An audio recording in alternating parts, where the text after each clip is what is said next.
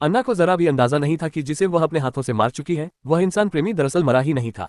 वह सीधे लेवल 15 से बदलकर लेवल 9999 का दंतकथा स्तर का हीरो बन चुका था, जिसके अधीन अब बेहद शक्तिशाली अनुयायियों का एक गुट था। अन्ना ने जैक को सिर्फ इसलिए मार दिया था क्योंकि वह उसे कमजोर लगा था, जबकि जिससे वह अब सगाई करने वाली थी उसका लेवल सिर्फ 2500 था, वह भी जैक के सबसे निचले दर्जे के अधीनस्थ से कमजोर। इसी दिन अचानक उसकी नजर दूर से जैक जैसी आकृति पर पड़ी। पहचान पक्की करने की जल्दबाजी में अन्ना उसके पीछे दौड़ी, लेकिन अगले ही पल वह आकृति आंखों से ओझल हो गई। वहां सिर्फ दीवार पर चिपका एक नोट बचा था, जिसमें लिखा था कि वह पास की विशाल मीनार में उसका इंतजार कर रहा है।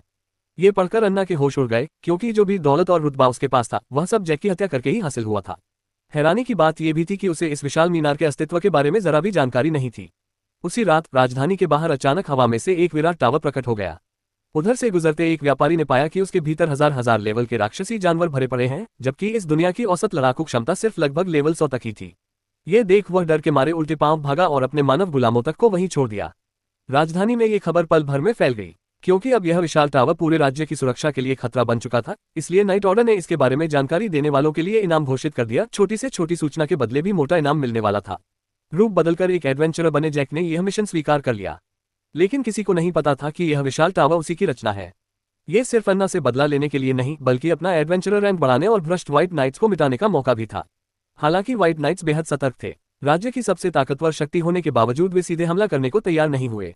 उन्होंने अपने चेलों को इंसानी गुलामों के साथ आगे भेजा ताकि पहले रास्ता टटोला जा सके। ये चेले बड़े चालाक थे, उन्होंने मानव गुलामों को सबसे आगे चलने पर मजबूर किया ताकि जरा सी गड़बड़ी होते ही वे पीछे हटकर जान बचा सके। लेकिन इंसानों के साथ यह घिनौना व्यवहार जैक के लिए असह्य सीमा पार कर चुका था। अगले ही क्षण सामने एक विराट आकृति प्रकट हुई।